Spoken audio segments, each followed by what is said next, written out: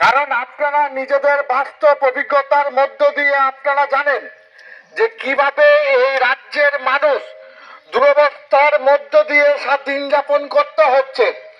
আমাদের সারা রাজ্যব্যাপী যে বাংলা বাঁচাও যাত্রা শুরু হয়েছে, আমাদের বীরভূম জেলারও যে মূল পদযাত্রা, তা আমরা রামপুরহাট, দলহাটি, লোহাপুর, মোরানায় হয়ে আজকে আপনার সেই পদযাত্রা আপনার হুগলিতে টাচ করেছে।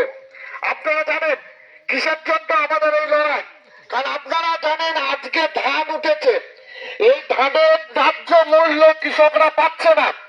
এই রাজ্যে কিভাবে আপনার 100 দিনের টাকা লুট করেছে তৃণমূল কংগ্রেসের সরকার, 100 দিনের কাজ বন্ধ, এই 100 দিনের কাজকে অবিলম্বে চালু করার দাবিতে এবং কৃষকের ফসলের ন্যায্য দামের দাবিতে, এবং আমরা যে এলাকায় দাঁড়িয়ে বক্তব্য রাখছি এবং আপনারা শুনছেন, সেটা হচ্ছে বক্রেশ্বর তাপবিদ্যুৎ এলাকা।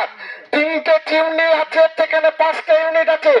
বামপন্থী সরকার থাকাকালীন 6 নম্বর ইউনিটের জন্য জমি অতিক্রম হয়েছিল, কিন্তু বামপন্থী সরকারের পরবর্তীতে সেই 6 নম্বর ইউনিটের কাজ আজও পর্যন্ত করেনি।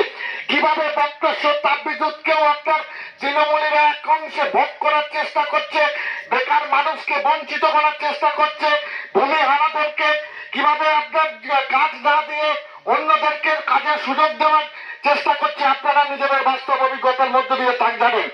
আমরা যখন এখানে বামপন্থী সরকার প্রতিষ্ঠা ছিল, বক্রেশ্বর তাপবিদ্যুতের গেট খুলে দিলেন, সাধারণ সব মানুষের চাকরি হবে না, এটা স্বাভাবিক কথা, কিন্তু অনেক মানুষের কর্মসংস্থান হয়েছে, অনেক 10 দিনের জোগাড়ে আছে, অনেকে আপনার আছে যারা মেইনটেনেন্সে কাজ করেন, অনেকে আপনার জানেন সংগঠিত অসংগঠিত করতে আপনারা কর্মচারী আছেন। আমরা জানেন যে কিভাবে আপনার 100 দিনের কাজের টাকা লুটের সঙ্গে সঙ্গে আপনার শ্রমিকদেরও কিভাবে আপনার সমকটের মধ্য দিয়ে কেন্দ্রীয় সরকার কিভাবে আপনার শ্রমিক